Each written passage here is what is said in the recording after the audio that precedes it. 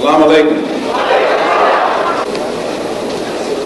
Mr. Moderator, our distinguished guests, brothers and sisters, our friends and our enemies. Before you were more on the right, now you're here. Before you were on the right, he says. Before.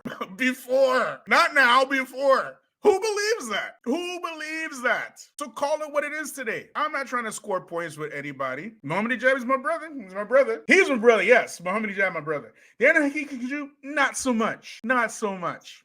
Let's be clear today. Sheikh Abu Osama, he's still my sheikh. He's still my sheikh. I took a lot of benefit from Sheikh Abu Osama, okay? Sheikh Uthman Farouk is doing very well in the grassroots dawah scene. But let us be clear today. There are no transactional relationships here. The second that you think it's a good idea to just crap all over black people to score points with a white supremacist, we are going to call it out. Nobody was thinking about Jordan Peterson. Jordan Peterson, by and large, by the entire English-speaking Muslim community, they divorced him after his advice to the Muslims. We were done with him. Who brought him back? Who brought him back? Was it me? And I don't mean you personally, but we can say things like, well, the West is not bearing sufficient responsibility for its colonial past. And so at some level, that kind of devolves down to the individual. It's so like, let me kind of rephrase it then. I think that's more of a left-wing criticism. It's like, there's reparations and affirmative action programs. I'm not advocating any of that, and nor do I even believe in any of that, to be honest with you. Nor me. Yeah, so what I was putting as an alternative to that is this. Told you. Why don't you call out Muhammad Hijab for that? And this is after he went to Aqsa. After he did an interview with what's his face? The Prime Minister of Benjamin Netanyahu. After he went with Ben Shapiro to Israel. After he stormed that place.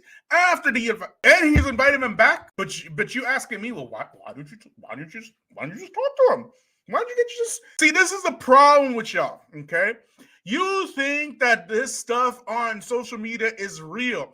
It is the fakest crap on earth. It is so fake. None of these guys are real. The person telling you that. They're all fake. All of them. Okay?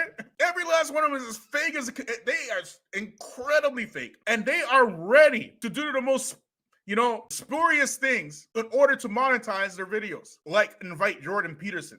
Like the union between Daniel Higichu and Muhammad Hijab. Y'all don't know. Go look up online how much some of these guys make from YouTube. Just from YouTube only. Not the regular jobs, just from YouTube.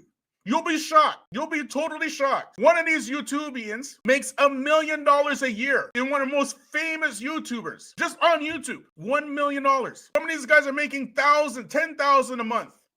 $20,000 a month off of YouTube only. YouTube is a business. What is the driving force of this business? Getting eyes on your videos. How do you get eyes on your videos? Well, sometimes, you do some outrageous stuff. If you want to do outrageous things, it's no big deal, really. But these guys are doing outrageous things with the actual religion of Islam. And then y'all are talking to me like, well, why can't you just talk to these guys behind the scenes? What? Like, they're sincere and stuff. This. Do you understand how fake the social media is? Anybody can be anything that they want on social media. These YouTubian elites, majority of them are playing characters. And they have, and I put the video out, they have transactional relationships. Meaning they will forget all of the outrageous, outlandish stuff that other YouTubers do in order to get a collab so they can build their platforms up. And y'all buy it. Y'all buy it. The videos on this channel, the lives I do, the ones that have the most views, the when I start talking about other YouTubians, because that's what you like. You like it when I start roasting people. You like that stuff. I don't like to talk about, why I need to waste my time talking about other YouTube. We got so much work to do in the black community, right? We shouldn't be talking about YouTubers like that. But now, because Daniel Hakigachu thought it would be a good idea, y'all hearing me? And he wasn't joking. And we've been saying this for a good, pardon me, solid, steady, almost like 2 years and stuff. What are you saying? We been telling not more than 2 years, like 2.5 years. We're telling you about this guy. First we said that he has alt-right leanings because we didn't know about him like that. We just like this guy is definitely leaning alt-right, definitely leaning alt-right. Then we was like, no, this guy he's not leaning. He's an alt-righter. So I see more stuff and more stuff and more stuff. Who was the first person to point this out to my sister? Because I did a debate with Daniel on Saj's channel, and she checked me on that. Like, do you know who this guy is? Not really. I just on Saj's channel. After she showed me some stuff, I was shocked. I left it. I didn't really talk about YouTubers. You get me? A second, yo. I didn't talk to YouTubers. Look what he's saying. Andrew Tate is guilty of sex trafficking in the same way that white supremacy is guilty of killing Tyree Nichols, and not a single one of y'all bones and biscuits will check him. But you're coming to check me? You must be. Wa alaikum salam wa rahmatullahi wa barakatuh. How you doing, Sheikh? Alhamdulillah. Oh man, I seen this today from this video, and I mean it's not shocking from Daniel, but my thing is, as you just said just now, why in the hell nobody's checking this guy? Out of all the black Muslims on YouTube and social media, everybody could take shots at black people. Yeah. And it's feasible in the Muslim community now. This type of attitude and behavior on social media is feasible. And then you have all the African American Muslims that are on social media, right? They got nothing to say about nothing like this. But as soon as somebody like Kevin Samuel correctly criticize some of the behavior of black women, you got Muslims on YouTube who dislike some of the things that Kevin Samuel have to say about women, right?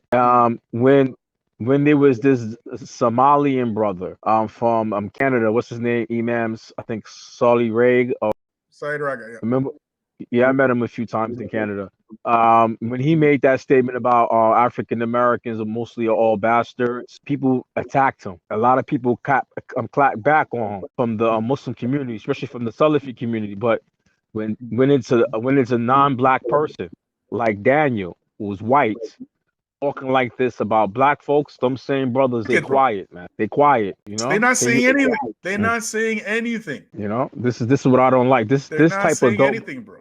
This type of double standards, when that guy Raga, when he made that statement about black folks, I made a video and stuff, but a lot of them brothers, man, a lot of the African American Muslims on social media, we just got beef with each other. Who's black? We will argue with each other, yeah. But when this type of behavior becomes the norm in the Muslim community, these Negroes are quiet, and this is part of that self-hate, man. And this guy, because Daniel's trying to say that white supremacy didn't kill Tyree Nicholas, which it did. He's trying to say black folks killed Tyree, right? And with this type of statement that Daniel can make this statement, the murder of a black man, black people didn't form police. Police protects white interests. Police protect government and white people interests. The whole point of police and police forces was to protect white interests to begin with. That's what the whole idea behind posses and posses are really from slave catching. I'm gonna say something because I'll say something. Gun control was what you would say. I continue. Go ahead, bro. Because I say if I ever bump into Daniel, you're gonna get some heat from me. If I ever bump into Daniel anywhere, that guy, we're gonna have some beef. If I bump into Daniel anywhere, I'm not like these brothers like Abu Sama Dahabi, introducing this racist. If I ever see Daniel anywhere, he gonna catch hell from me, and he can interpret that any way he see it. If I ever see this guy somewhere, I'm gonna put my foot in his ass. If African American brothers. If African American Muslim brothers, we got beef with each other, but when it's somebody white who's racist in the Muslim community, we quiet as a cat. We quiet, because know why they quiet? Because they believe just like Daniel believed. They have the same beliefs as Daniel believed. How many sellout Negroes have we seen? These coons in the Salafi community who got mad with you and got mad with me just for talking about Daniel. I mean these coons, and a majority of them Salafi. Where are they now? They was defending Daniel. You know how much heat I got? You know those guys when I first started speaking about Daniel way back. You know they tried to sabotage my channel way back then. You know what I mean? Paper gold. You see, black folks are chumps. If America were to tell you to bring all the rocks in this country to her, and she'll give you $1 million for it, you'll do it. And the next day she'll tell you we're using rocks for currencies, chump.